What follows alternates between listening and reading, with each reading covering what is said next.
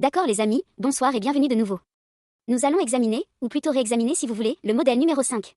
C'est un modèle de day trading et j'aimerais brièvement vous en donner un aperçu, une sorte de prévisualisation de ce que nous allons faire, mais pas dans le même niveau de détail évidemment que lorsque nous repasserons les modèles en 2020. Donc, la première leçon, puis nous revenons ensuite avec une perspective amplifiée, en utilisant des exemples. Et puis en 2020, à partir de janvier, nous verrons le modèle numéro 1 et un plan de trading détaillé, la manière dont vous allez réellement traverser le processus. Donc, j'aimerais passer en revue quelques points clés, des perspectives sur la manière dont vous pouvez déjà commencer à le faire maintenant avec ce que vous avez. Et pour tous les modèles à venir, pour les nouveaux membres, évidemment, le groupe de 2016 et 2017 a déjà reçu les 12 modèles. Mais ce que nous recherchons, c'est l'origine d'un mouvement, et nous voulons savoir où il se dirige. Certaines questions que vous avez probablement en tête en ce moment, vous avez beaucoup appris avec moi à travers le mentorat, mais tout semble encore décousu. Vous voyez les choses quand je vous montre des exemples, ou vous les apercevez par fragments de votre côté, dans vos propres études, mais vous ne savez pas encore comment assembler toutes ces pièces. J'aimerais donc vous donner une petite recette très simple. Et sans entrer dans tous les détails, vous pourrez faire le travail vous-même et développer chaque élément individuellement grâce au contenu qui vous a été enseigné dans le mentorat de base. Donc, quand nous examinons les paires que nous envisageons de traders, j'utilise celle-ci parce qu'il se trouve que c'était la seule paire sur laquelle nous nous étions vraiment concentrés pour cette semaine particulière, la semaine se terminant le 28 juin 2019. Nous pensions, ou du moins selon mon analyse et mes commentaires, que l'USD CAD allait baisser. Mais il ne suffit pas de savoir ou de croire que le marché va baisser. Nous devons avoir des preuves pour soutenir cette idée, ou cette hypothèse si vous voulez, que le marché va effectivement se déplacer dans notre direction, mais surtout jusqu'à quel niveau. Vers quoi se dirige-t-il? Quelle est la cible de liquidité? Nous devons donc avoir, en premier lieu, un point d'origine. Quels critères allons-nous utiliser? Nous avons passé beaucoup de temps ces dernières semaines et ces derniers mois sur les fair value gap, écart de juste valeur, car tout comme les order block, une fois que vous comprenez certains principes centraux concernant le fair value gap, ils sont assez simples. Ils sont faciles à repérer dans le prix, et ils ne sont pas vraiment ambigus. Ils sont très clairs. Ce n'est pas quelque chose pour lequel vous devez vous demander, est-ce que c'est un fair value gap ou non? C'est simplement un fair value gap. Donc, notre point d'origine, ou la base de nos configurations, ce seront les fair value gap. Et nous allons encore une fois les intégrer dans le modèle numéro 5. Nous devons ensuite aller dans le marché et déterminer notre biais. Comment faisons-nous cela? Nous devons consulter les graphiques de plus haute unité de temps. Ici, nous sommes sur le graphique hebdomadaire et nous anticipons une expansion de la fourchette hebdomadaire. C'est ce qui rend nos configurations à forte probabilité réellement à forte probabilité. Voici la fourchette quotidienne que nous avons créée cette semaine. Aujourd'hui, à la clôture du marché, nous avons clôturé ici, mais la fourchette hebdomadaire était orientée à la baisse. Mon point fort en tant que trader, ce qui fait de moi ICT, c'est que je travaille dans ce cadre chaque semaine. Cette unique bougie est la seule chose que j'essaie réellement de prévoir dans mon analyse, avec le degré de probabilité et de précision le plus élevé possible. Évidemment, vous m'avez déjà entendu parler de situations où je pensais que le marché pouvait évoluer sur le long terme dans une direction ou dans une autre. Mais je ne trade pas de cette manière. Mon point fort, mon expertise si vous voulez, c'est le day trading et le trading à très court terme. Je pense que la fourchette hebdomadaire me convient le mieux. Mais ce n'est pas pour dire que c'est ce qui vous conviendra à vous. C'est la raison pour laquelle je vous ai enseigné tous les éléments du trading basé sur l'action des prix, afin que vous puissiez être un trader de position, ou descendre jusqu'au scalping si vous le souhaitez. Évidemment, le plus haut niveau d'un étudiant serait de pouvoir utiliser tous ces outils à chaque fois que c'est pertinent. Et aucun d'entre vous n'en est proche pour l'instant. Comprenez bien que si vous pensez ne pas être au niveau pour faire cela, c'est réaliste. Parce que vous ne devriez pas vous attendre à pouvoir le faire immédiatement. Cela prend des décennies pour y parvenir. Et vous n'y arriverez peut-être jamais. Mais ce n'est pas nécessaire pour être rentable. Donc, nous avons déterminé que notre biais est baissier.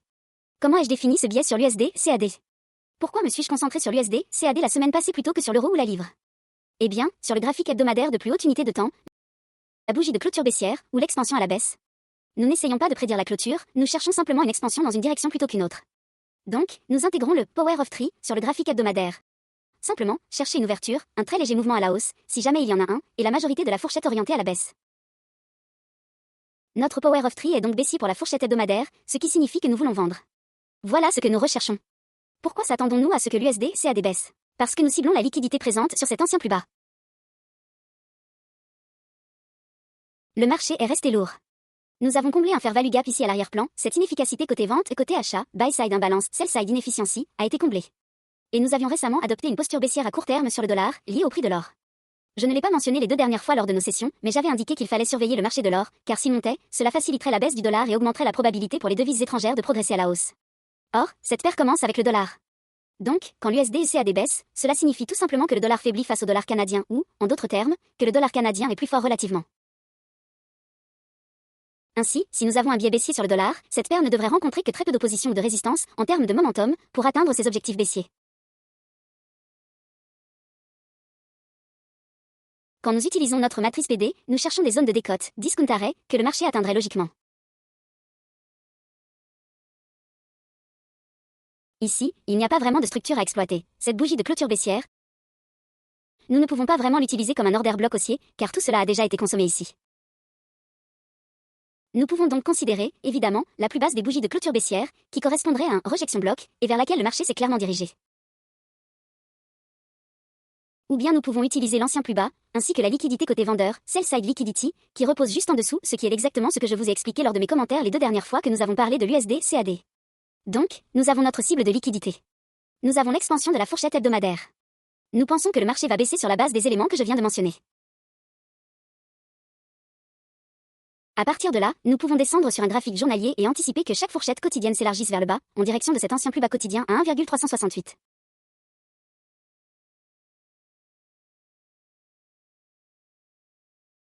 En réalité, c'était 1,3677 si je me souviens bien.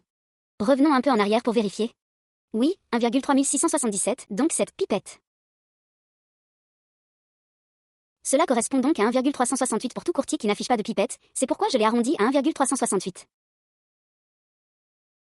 D'accord, donc la prochaine procédure que vous utiliseriez, c'est de surveiller chaque jour un fair value gap en utilisant la fourchette de la journée précédente. Je vous ai récemment enseigné que les fair value gap à forte probabilité se trouvent dans la moitié inférieure de la fourchette quotidienne précédente quand le marché est baissier. Donc, les fair value gap dans lesquels vous chercheriez à vendre, à prendre des positions short, se formeraient généralement dans la moitié inférieure de la fourchette de la veille. Maintenant, si nous étions dans un marché haussier, évidemment ce serait l'inverse. Les fair value gap à forte probabilité, dans un contexte haussier, apparaîtraient ou se formeraient dans la moitié supérieure de la fourchette de la veille. C'est ce qui en ferait un fair value gap à forte probabilité pour entrer en position longue, lorsque tous les autres facteurs que nous avons mentionnés ici sur les unités de temps supérieures indiqueraient des prix plus élevés. Mais dans notre cas, nous parlions de l'USD CAD en tendance baissière, et nous visions cet ancien plus bas, ainsi que la liquidité reposant en dessous. Donc la liquidité côté vendeur, sell-side liquidity, était notre objectif, ou le point d'aboutissement.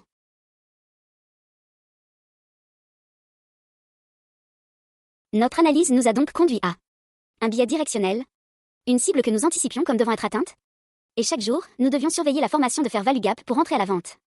Mais ils doivent se former pendant une kill zone. En d'autres termes, le premier retour vers un fair value gap doit avoir lieu dans une kill zone, la kill zone de Londres ou la kill zone de New York, qui sont spécifiques à ce modèle d'action des prix. Cela dit, vous n'êtes pas limité uniquement aux sessions de Londres et de New York.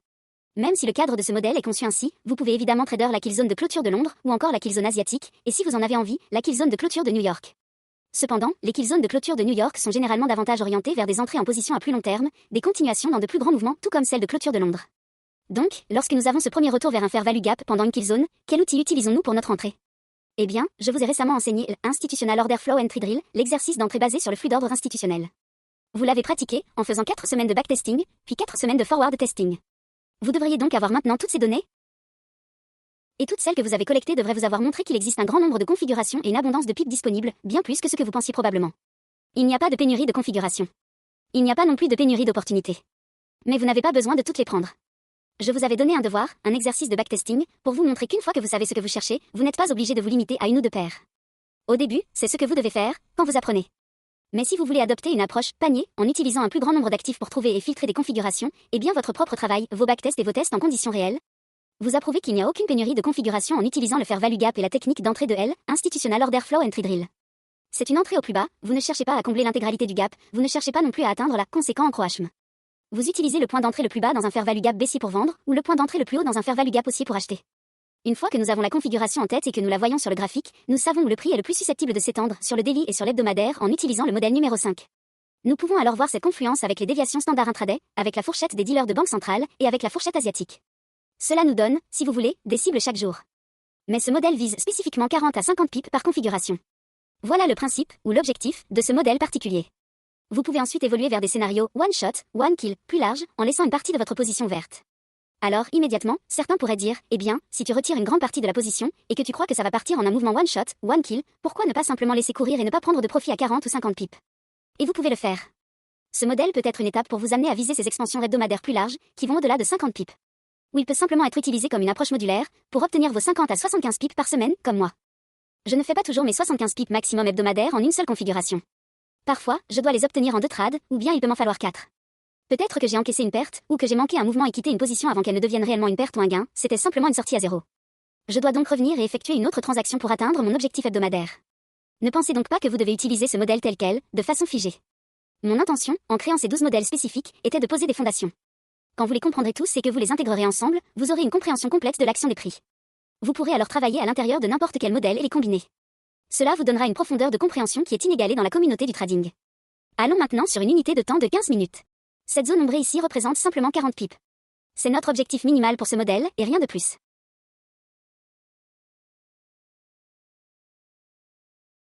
Je vais simplement vous montrer les séparateurs de jours ici, vendredi, jeudi, mercredi, mardi et lundi. si nous prenons cette fourchette et que nous la plaçons sur des sommets significatifs, vous pouvez voir qu'il n'y avait tout simplement aucune véritable résistance empêchant le prix d'atteindre une course de 40 pips jeudi.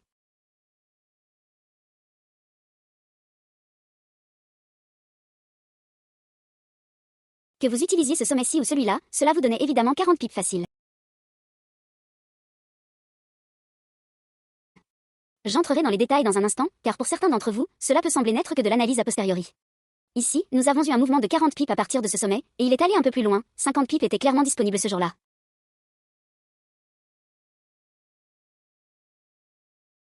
Et ici aussi, 40 pips étaient évidents. Ensuite, nous avons eu une configuration en fin de séance de New York, qui a encore une fois offert 40 pips.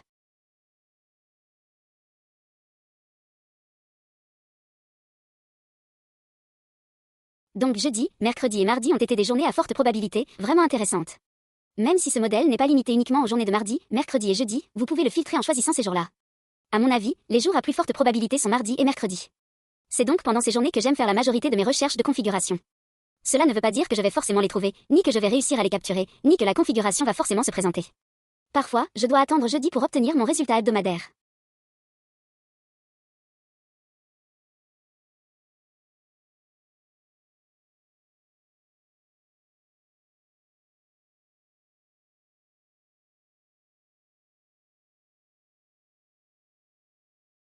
Mais en observant l'action des prix de cette manière, même avec une fourchette de 40 pips. Pour ce modèle, en observant les séparateurs journaliers comme ici, immédiatement vos yeux voient le Power of Three. Vous voyez probablement les fair value gap, que nous allons mettre en évidence. Vous voyez probablement les order blocks. Vous voyez probablement aussi les breakers. Tout cela fait partie de votre compréhension et témoigne de votre apprentissage. Ce sur quoi je veux que vous vous concentriez dans cet enseignement, ce n'est pas seulement une révision avec plus de détails que ce que nous montrons dans les revues hebdomadaires, celles qui seront présentées demain à 16h sur le forum. C'est aussi pour vous montrer le niveau de précision de ce à quoi vous avez été introduit en utilisant le modèle numéro 5. Donc, je vais prendre ce graphique, enlever les séparateurs journaliers, et maquiller un peu le graphique. Nous allons seulement tracer le flou. D'accord. Je vais tracer uniquement le flou pour chaque jour et nous allons observer ce à quoi nous arrivons en utilisant les critères que je viens de décrire pour ce modèle et pour cet enseignement particulier. Tout a été ajouté maintenant. Tout de suite, vous allez être confus. Vous allez avoir des doutes et des inquiétudes au sujet de ces lignes ici. La seule chose que j'ai faite, c'est enlever les étiquettes. Je ne veux pas que vous vous concentriez sur les étiquettes, car cela a causé beaucoup de confusion pour certains, et j'ai dû répondre à de nombreux emails à ce sujet, ce qui peut être simplement évité en parlant directement dans cette leçon. Il n'est pas impératif d'avoir des étiquettes, car moi-même je n'en utilise pas vraiment quand je regarde mes graphiques. Je cherche seulement la confluence des déviations standard intraday lorsqu'elles s'alignent. Et je vais en souligner quelques-unes ici, vous les voyez probablement déjà en bas du graphique. C'est tout ce que je recherche. Il n'y a pas de science compliquée du style, une déviation standard 2 doit s'aligner avec une déviation standard 4. Rien de tout cela n'est nécessaire. Je reçois beaucoup de questions de ce type. Est-ce qu'une déviation standard d'un jour doit correspondre à celle d'un autre jour, avec une fourchette ou une expansion spécifique? Non. Cela ne fonctionne pas comme ça. Si vous commencez à raisonner ainsi, vous compliquez inutilement les choses. Donc, pour éviter cette confusion, la seule chose que j'ai faite a été de retirer les étiquettes sur les lignes. Autrement, elle vous aurait simplement montré déviation standard 1, déviation standard 2, etc., comme cela vous avait été enseigné dans la leçon initiale du modèle 5. Donc, pour le trading de vendredi ici, vous pouvez clairement voir que nous avons tradé en dessous du niveau de 1,370, qui a maintenant été calibré au niveau dit le plus proche. Souvenez-vous du plus bas journalier auquel nous faisions référence ici, le 1er février 2019, ce plus bas était de 1,367 et 7 dixièmes de pips. Nous sommes donc descendus vers ce niveau.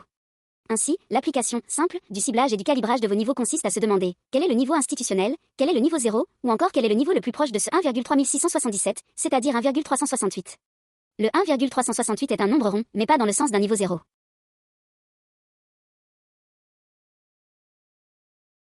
Il est simplement arrondi au pip complet le plus proche, ou bien au niveau de 10 le plus proche en descendant. Rappelez-vous, l'expansion de la fourchette de cette semaine était baissière. Donc, en commençant lundi, le niveau devait être calibré à 1,370, car 70 est le niveau de 10 le plus proche avant d'arriver à 68 ou 67 et 7 dixièmes de pips. Si vous n'avez pas saisi ce que je viens de dire, rembobinez la vidéo et écoutez à nouveau. C'est très simple. Vous pourriez aussi utiliser 1,380 comme votre prochain niveau institutionnel à la baisse, et c'est tout à fait correct. Il n'y a aucun problème avec cela. Mais notre objectif était la liquidité en dessous de ce plus bas, et c'est important de le noter.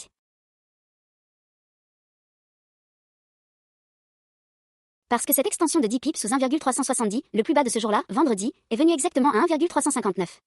Donc, c'était une extension de 11 pips sous 1,370.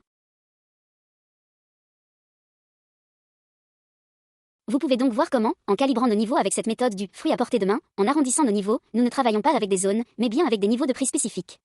Car si nous n'avons pas ces niveaux de prix précis en tête, nous ne pouvons pas appliquer de déviation standard, d'overlay, ni faire de projection avec une certaine continuité. Si nous parlons de zones d'offre et de demande, comme le font certains traders, en réalité ils devinent ce qu'ils font. Et c'est pour cela qu'ils manquent de constance. Même les soi-disant meilleurs traders d'offres et de demande ne pourront pas montrer le même niveau de constance que celui que je suis capable de démontrer grâce aux techniques de calibrage que je vous ai enseignées. Donc, encore une fois, si nous avons un objectif et ici, par exemple, un ancien plus bas, celui de février, si son niveau journalier est à 1,3067 et 7 dixièmes de pipe, sur un autre broker qui n'utilise pas les dixièmes de pipe, ce serait 1,3068. Ainsi, le niveau de 10 ou le niveau de 5 le plus proche, sans arrondir en dessous du plus bas réel, puisque nous descendons vers lui, devient le niveau de prix à forte probabilité d'être atteint. Je ne me soucie pas, et je ne veux pas essayer de vendre l'idée que je projette précisément le niveau 1,3059 pile. Ce n'est pas nécessaire, d'accord? Nous essayons simplement de nous rapprocher le plus possible, tout en tenant compte du spread pour pouvoir sortir des trades. Donc, plusieurs éléments que je veux que vous observiez ici. Nous avions la big figure de 1,3100 avant d'atteindre ce niveau de 1,370, qui est calibré 2 pips au-dessus, mais qui apparaîtrait autrement sur les comptes démo ou en direct d'autres brokers à 1,368. Donc, le protocole est le suivant. Si nous tradons à travers une big figure, ce n'est pas juste un mouvement simple de 10, 20 ou 30 pips. Cela peut s'étendre de 40 pips vers le bas. Eh bien, 1,3059 est essentiellement quel chiffre rond? 1,3060, exactement. Ainsi, nous avons eu une chasse à la liquidité de 41 pips. Vous voyez qu'il est allé en dessous, mais plus précisément et avec exactitude, il est allé chercher ce plus bas de février que nous avions identifié lors des dernières revues hebdomadaires. Et c'est cette prise de liquidité ici. Maintenant, le paramètre de la fourchette ici, tout ce que c'est le flou, d'accord? Tout ce que je fais, c'est identifier le plus haut et le plus bas de la fourchette en utilisant les corps, pas les mèches. Rappelez-vous, le modèle 5 vous dit que pour vos calibrages de déviation standard, vous devez utiliser à la fois les mèches et les corps, et rechercher des confluences. Donc, vous devez connaître ces niveaux. Idéalement, sur vos graphiques, vous aurez un graphique avec la fourchette du flou, la fourchette des dealers des banques centrales et la fourchette asiatique tracée sur les mèches, et un autre sur les corps. Et c'est la partie qui prend du temps, vous devez réfléchir et vous demander quels niveaux sont calibrés. Donc, il y a beaucoup de confluences serrées. Qu'est-ce que je veux dire par là? Nous avons 1,365 ici, utilisé sur quoi? Le vendredi, le jeudi, le mercredi, et sur le trading du mardi, donc désolé, les mesures du flou du mardi et les déviations standards. Nous avons ici une déviation standard qui s'aligne parfaitement avec le plus bas, et d'autres projections de déviation standard plus bas. D'accord. Ce sont des déviations standards, mais aussi des demi-déviations. Pas uniquement les complètes. J'ai inclus les niveaux intermédiaires même s'ils ne sont pas étiquetés. En d'autres termes, ce serait déviation standard 1, puis 1,5, puis 2, puis 2,5, respectivement. Mais encore une fois, nous n'avons pas besoin des étiquettes. Tout ce que nous faisons, c'est regarder chaque jour si la ligne montre une confluence dans les jours suivants ou au cours de la semaine.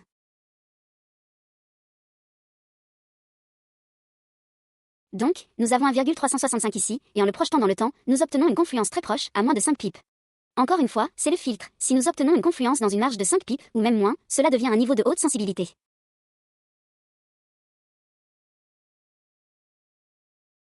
Nous en avons un ici, et nous avons ce niveau ici que je n'avais pas encore mis en évidence, alors faisons-le maintenant.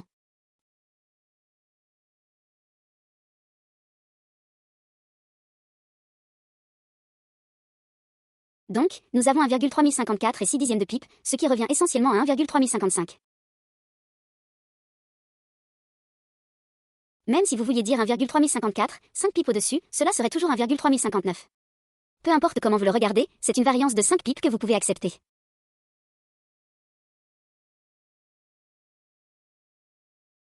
Ensuite, nous avons 1,3059 sur ce niveau, et nous projetons cela. Puis, nous avons ce niveau ici sur le flou de vendredi, très proche, certainement dans une marge de 5 pips de déviation. La confluence est donc très apparente. Le plus bas de cette journée est en fait 1,3059.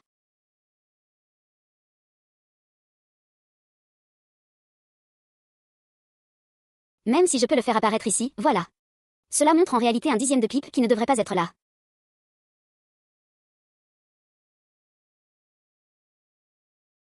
Donc voilà, vous avez la confluence des déviations standards de jeudi sur le flou, le plus bas journalier, et 10 pips en dessous de 1,370, ce qui serait essentiellement 1,3060.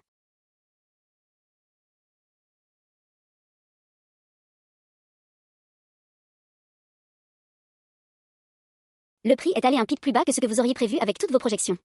Nous nous attendions à ce que 1,3070 soit atteint. 1,3677 était l'ancien plus bas de février sur ce flux. Nous avons calibré notre niveau au 10 ou 5 le plus proche, ou niveau institutionnel. Peu importe comment vous le regardez, il est là. Si vous aviez utilisé le niveau 80, un mouvement de 20 pips en dessous vous aurait amené à 1,3060. Le prix est donc allé 21 pips en dessous. Tout est là. Tout se répète de manière algorithmique. Cela dépend seulement du filtre que vous utilisez. Évidemment, plus vous avez de filtres, plus votre précision sera grande, car vous pourrez utiliser les déviations standards et les projections de swing avec les stop runs de 10, 20 ou 30 pips, à moins que vous n'entriez dans les seuils de big figure ou mid figure. Nous avons donc le prix qui balaie en dessous de 1,3 cents. Il faut maintenant ajouter 40 pips supplémentaires. C'est excellent, car cela nous amène aussi en dessous du niveau de 1,370 ou de l'ancien plus bas de 1,3677, de manière très nette. Cela renforce considérablement la probabilité que le marché atteigne ce vendredi cet objectif, ce plus bas journalier de février que nous avons identifié lors des dernières revues hebdomadaires. Cela étant dit, vous pouvez également voir ces déviations standards ici, jeudi, qui correspond au plus bas de la journée, et mercredi elle n'était décalée que d'un pip. Qu'est-ce que cela signifie? La ligne que j'ai tracée est à 1,317, et le plus bas réel est à seulement un pip d'écart. Encore une fois, c'est magnifique, vraiment. Regardons maintenant les jours individuellement.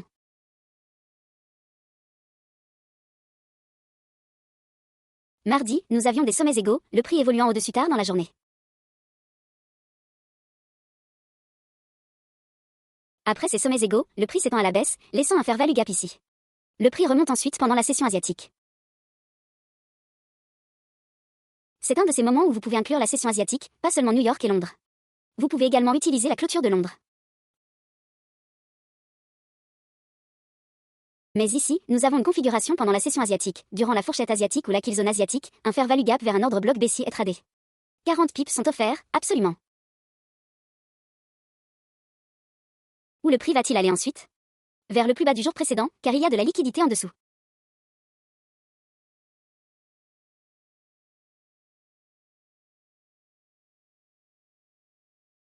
Le plus bas de ce jour-là se situe à 1,3151 et un demi, donc 1,3141. Cela fait 10 pips en dessous du plus bas du jour précédent. Vous voyez comment, de manière algorithmique, le prix se déplace toujours de manière raisonnable et prévisible. Ce n'est pas aléatoire, ce n'est pas ambigu. Il va chercher la liquidité, mais sur une échelle mesurable. Cela se répète et c'est quelque chose que vous pouvez anticiper. Le marché crée un fair value gap ici. Il y en a un autre plus haut, mais il se situe à l'intérieur de ce swing, donc il n'est pas nécessaire de le viser. Le premier est plus significatif. Si vous regardez la fourchette du jour précédent ici et que vous la mesurez, voilà, vous voyez le plus bas et le plus haut, et le niveau de 50%. Tout ce qui est en dessous de ce niveau constitue un fair value gap pour ce jour. Mercredi, vous pouvez donc prendre un trade. Oui, il y a un petit fair value gap ici et ici. Et un autre ici, mais dans la moitié inférieure, il existe également. Ce gap est beaucoup plus déséquilibré, avec une distribution rapide sur le marché. Le prix revient remplir le fair value gap, et voici votre vente pendant l'ouverture de New York. Voici donc votre configuration New York, facile, avec un mouvement de 50 pips. Nous avons un plus bas à 1,3141. Le plus bas est finalement à 1,316. Donc, plus de 30 pips pour ce mouvement. Pardon, du plus bas à la baisse.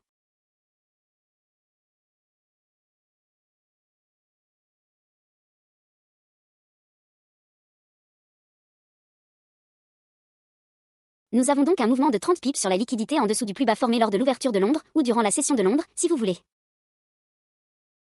Ensuite, nous avons un ordre bloc baissier, et sur une unité de temps inférieure, nous verrons un fair value gap.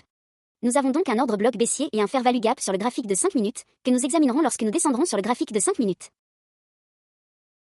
Le prix remonte, touche ce niveau après avoir dépassé les sommets égaux, Power of Tree, et la distribution revient immédiatement.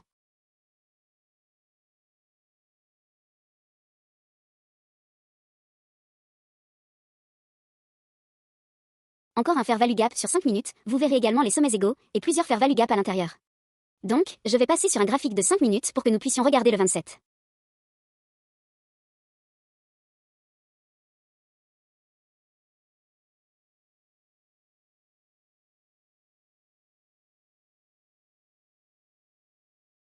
Voici donc le 27, et voici le fair value gap sur le graphique de 5 minutes que j'ai mentionné. Voici le sommet que nous aimerions voir franchir ou toucher, ce qu'il fait ici. L'heure de la journée à laquelle cela se produit est l'ouverture de New York. Voici donc votre entrée. Ensuite, nous créons un autre fair value gap ici. Le prix remonte, le comble complètement, et va légèrement dans l'ordre bloc baissier. Tout ce dont vous avez besoin comme point d'entrée, c'est le sommet de cette bougie, ici, à 1,3129. Le plus haut de cette bougie est à 1,3131, presque 1,3132. Donc seulement 3 pips de drawdown si vous utilisez ce point d'entrée, et votre stop sera au-dessus de ce niveau.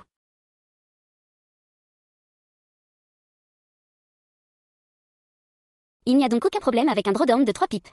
Le prix redescend, crée un autre fair value gap, remonte, le touche, voici votre entrée à nouveau. L'heure de la journée pour ce trade est la clôture de Londres. Vous pouvez donc utiliser la clôture de Londres comme continuation, en visant ce qui se trouve en dessous de nous, la big figure de 1,3 mille cents. La distribution du prix atteint ce fair value gap, et il y a à nouveau un autre point d'entrée où vous pouvez entrer, avec un stop placé au-dessus. Le prix retombe ensuite durant la session overnight en Asie, avec un petit retracement qui crée un sommet ici, et un petit fair value gap.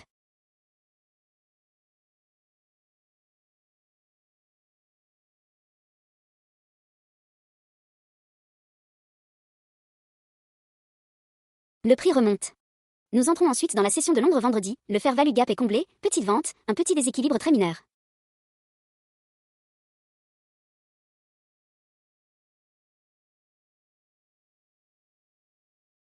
Le prix descend juste un peu plus bas, puis nous avons notre première descente en dessous de 1,370.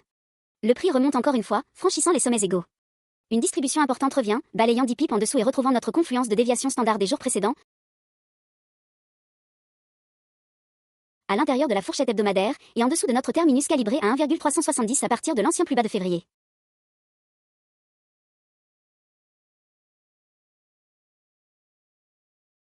Magnifique, vraiment. Symétrie parfaite dans le mouvement du prix, parfaitement calibré, parfaitement calculé. Rien n'est ambigu, rien n'est cherry-picked, sélectionné arbitrairement.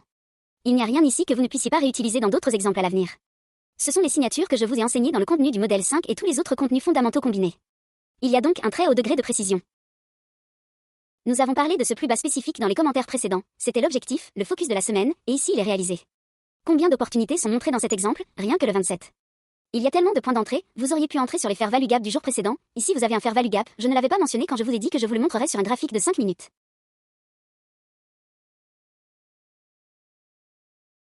Voici le fair value gap, et le prix va légèrement au-delà, dans l'ordre bloc baissier, mais c'est suffisant pour remplir votre stop placé au-dessus.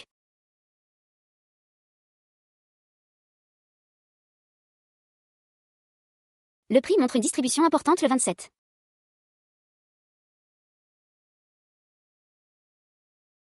On ne peut pas regarder cela sans être impressionné par la simplicité apparente des mouvements du prix. Mais c'est en réalité très technique à analyser. C'est toujours présent, mais cela échappe aux non-initiés. Les personnes qui ne font pas partie de notre mentorship n'ont aucune idée et aucune capacité de comprendre ce que vous voyez ici. Et ceci est l'exemple bas de gamme de ce qui est enseigné dans les années à venir dans ce mentorship. Il y a tellement d'éléments bien plus précis que celui-ci que vous apprendrez. Mais vous devez prendre ces exemples comme base, comme fondation, puis construire dessus à mesure que j'introduis de nouvelles notions. Cela deviendra clair avec le temps. Mon objectif n'est pas de faire de vous un trader de mon calibre en 1 an, 2 ans ou 3 ans. C'est un club, c'est une adhésion, et cela me donne la liberté de vous parler de choses dont je ne parle généralement à personne. Cela prendra donc du temps pour que vous puissiez apprendre toutes les notions avancées, mais vous n'en avez pas besoin immédiatement. Je vous ai montré suffisamment de setup pour que vous puissiez progresser, alors ne vous plaignez pas. Si certains pensent que je retiens des informations, je ne retiens rien. J'enseigne continuellement et je publie constamment de nouvelles choses. Mais cela doit se faire de manière graduelle, car dans le passé, j'ai saturé certaines personnes avec des tutoriels gratuits, et elles ont encore du mal à trier tout ce contenu. Sachez simplement que vous êtes ici pour apprendre, et beaucoup de connaissances vous attendent. Mais ne pensez pas que vous êtes limité parce que vous ne connaissez pas encore les notions avancées. Beaucoup d'entre vous m'envoient des emails, et que ce soit par respect ou non, innocemment ou non, il m'est très offensant quand quelqu'un me demande de commencer à enseigner les choses vraiment avancées maintenant. Par expérience, cela rend mon travail plus difficile si je vous enseigne le contenu avancé alors que vous n'êtes pas encore familiarisé avec les notions fondamentales. Vous auriez honnêtement pu vous arrêter au contenu du premier mois et trouver de la rentabilité avec cela. Si vous ne trouvez pas de rentabilité dès le premier mois, alors vous n'êtes pas trader, et c'est tout. Point final. Vous pourriez même arrêter, car je vous ai donné tout ce qu'il faut pour générer des profits dès le premier mois. J'ai conçu le premier mois avec cela à l'esprit, pour éliminer toutes les excuses pour les participants moyens qui ont des traits de caractère qui pourraient les empêcher de réussir. J'ai mis en place des setups précis, répétitifs, dès le premier mois. Ne pensez pas que vous devez connaître tout ce qui sera enseigné dans ce membership pour être rentable. Les notions d'avancée, le contenu, high order, vous les apprendrez plus tard, mais vous n'en avez pas besoin maintenant pour être profitable. Si vous faites la même chose que la plupart des traders de détail qui sautent d'un système à l'autre, vous n'allez pas progresser. Tout ce que je vais vous enseigner ensuite, ce sont des raffinements qui apportent plus de précision et moins de trad, mais de meilleure qualité. Une fois que vous aurez atteint le niveau charter, vous aurez tout le nécessaire pour être un trader rentable sur le long terme, gestion de l'argent, identification des setups, anticipation des mouvements du marché, ajout de position, mitigation des pertes, prévision de setup à haute probabilité des mois ou même des années à l'avance avec les tendances saisonnières. Tout cela n'est pas seulement applicable au forex, cela fonctionne également sur les actions, les obligations, et pour certains, sur les crypto-monnaies. Je ne souhaite pas introduire les cryptos dans le mentorship, mais cela montre que vous avez acquis un niveau d'analyse avancé que certains ne réaliseront peut-être pas avant des années. Si vous quittez le programme pour autre chose, vous vous rendrez compte que ce que vous apprenez ici est unique et difficile à retrouver ailleurs. Mais si vous êtes intelligent, vous ne chercherez pas ailleurs. Vous avez déjà payé pour ce contenu en tant que membre charter, donc relaxez, absorbez le contenu, laissez-le vous structurer, vous édifier et grandir à partir de cela. Ne forcez pas, ne poussez pas, ne réclamez pas plus, contentez-vous de ce que vous avez, car vous avez déjà énormément. Vous avez bien plus que l'univers en général et que la majorité des communautés de trading. Vous êtes à un autre niveau. Ne soyez pas découragés, ne pensez pas que vous avez besoin de plus parce que vous n'en avez pas besoin. Même si vous allez recevoir plus, mon objectif n'est pas de vous inonder d'informations trop rapidement, car trop d'informations peuvent créer de la confusion et du doute, ce qui est contre-productif. Je vous fournis une leçon mensuelle sur un modèle déjà révélé, et je vous donne des amplifications de la manière dont j'utilise ces concepts dans mon analyse. Lorsque je parle de marcher à l'envers des niveaux spécifiques, je ne tire rien de l'air, j'utilise réellement les modèles que je vous ai enseignés. C'est un exemple, c'est pourquoi je vous expliquais ce que je faisais avec le dollar CAD la semaine dernière et la semaine précédente. Nous recherchions que ce niveau bas soit touché, nous savions qu'il allait aller plus bas. Si le marché doit passer sous un ancien plus bas, vous connaissez les protocoles pour les mouvements de 10, 20, 30 pips. Notez que nous n'avons pas atteint le milieu de la figure 130, donc il n'était pas nécessaire de balayer 40 pips supplémentaires comme nous l'avons fait avec la figure entière 131. Il suffisait donc d'aller seulement 10 pips sous notre niveau calibré à 1370. Tous ces éléments demandent réflexion et équilibre par rapport à ce que vous pensez qu'il va se passer.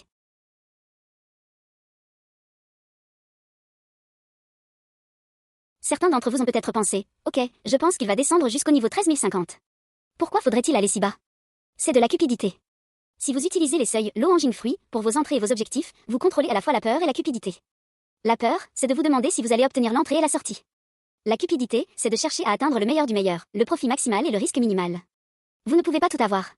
Ne vous attendez pas à tout obtenir dans votre trading. Utilisez la technique d'entrée low hanging fruit et permettez à votre trad de tolérer un peu de drawdown contre vous. Il n'y a rien de mal à cela. Avec le temps, vous allez affiner jusqu'à presque 0 drawdown, mais au début, n'ayez pas peur d'un petit drawdown, c'est normal. En fait, vous allez beaucoup apprendre de cela. En août, nous ferons des exercices où vous allez devoir subir volontairement des entrées avec drawdown, parce que je veux que vous ressentiez ce que c'est d'être dans ces positions, puis attendre le retournement. Ce seront des entrées très précoces, et il est important que vous sachiez ce que cela fait d'être dans un trade et de faire confiance à ce que vous avez fait, sachant que cela va quand même se réaliser. Cela peut sembler arrogant, et si vous lisez sur les réseaux sociaux, cette semaine, quelqu'un a dit, il n'y a pas moyen. Bien, honnêtement, il n'y a vraiment pas de certitude absolue. Je n'ai pas la connaissance complète avec une assurance absolue. J'ai un degré élevé de probabilité de mon côté et en ma faveur que le marché va faire ce que je pense qu'il va faire la plupart du temps. Ce n'est pas 100%, mais les gens dans les forums gratuits et sur les réseaux sociaux interprètent ce que je dis comme si je savais chaque jour, chaque mouvement de prix, et donc je devrais être milliardaire. C'est une perception totalement inexacte, c'est mon opinion. Vous comprenez ce que je veux dire par là? Je sais qu'il y a une forte probabilité que le marché atteigne ce niveau 130.70, et une fois qu'il y arrive, il y a une forte probabilité qu'il balaie 10 pips en dessous, 10, 20 ou 30 pips selon mes seuils. En fait, je n'ai même pas besoin des 10 pips, si le marché atteint 1370, c'est suffisant pour moi, je sors à ce niveau. C'est ce que je veux dire quand je dis, quand tu sais, tu sais. Et je sais ce que je vais faire dans ces setups. Vous apprenez encore à le faire par vous-même, donc ne laissez pas cela vous décourager. Vous devriez être inspiré chaque fois que vous regardez ces exemples et que je vous montre l'analyse et les résultats de ce que vous avez appris. Ce sont des points que je ne détaillerai pas dans les commentaires hebdomadaires, car ces commentaires sont pour votre apprentissage. Vous êtes censé pratiquer et appliquer ce que je vous ai enseigné dans les leçons. Pour reprendre l'analogie, le commentaire est moi qui pointe, et vous tirez. Je joue le rôle de télémètre ou d'éclaireur, vous êtes le sniper. Je vous indique où faire attention au vent, comment naviguer, mais votre objectif est votre cible, et vous devez atteindre ce point. Certains d'entre vous sont partis parce qu'ils voulaient que je fasse tout pour eux. Désolé, je ne gère pas un service de signaux. Je fais déjà beaucoup plus que ce que je devrais à mon avis. Donc si je vous dis où le marché va et sur quoi je me concentre, j'ai fait ma part. Par exemple, l'euro et le câble n'étaient pas particulièrement intéressants cette semaine. Si on devait absolument choisir un marché à trader, je serais sur dollar CAD.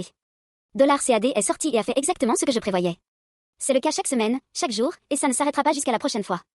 Je vous souhaite bonne chance et bon trading.